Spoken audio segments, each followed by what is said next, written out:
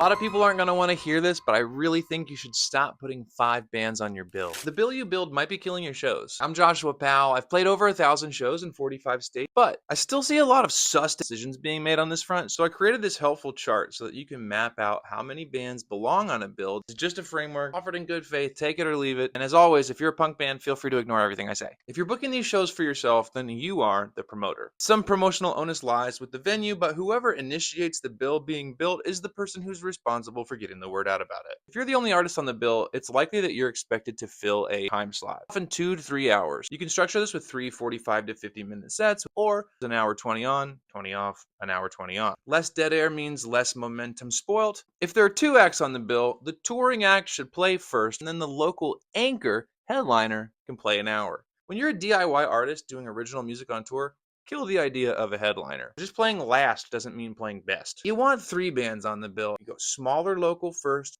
touring act in the middle, and the larger local act. Why? Well, if you don't have marquee value, you're not drawing, then you want to get situated as the beef in the middle of that little sandwich. Don't let the other bands trick you into falling for the glamour of the headlining spot. You should be forthright and upfront with the bands when you're booking this thing to go, here's how we'd like to structure the evening. It'll save you a lot of awkward conversations at the club. Depending on your genre, it can also be great to do a 4-band bill. The way this should be structured is with a small local act, maybe an acoustic opener, and then a 30-minute set from either a mid-sized local or the touring act's carried support, and then your touring act third with your larger local act closing it out. If you're trying to book a bill that has over 4 acts, this isn't advisable. While the opportunities for cross-pollination might put dollar signs in your eyes, every show I've ever been at like this just feels like a marathon. Don't put your audience in that position. Leave them wanting more. These types of bills are really common in hardcore, punk, hip hop, and occasionally songwriters sorts of series. All of my advice should be taken within the context of your genre, but for the love of God, if you have more than 4 bands on your bill,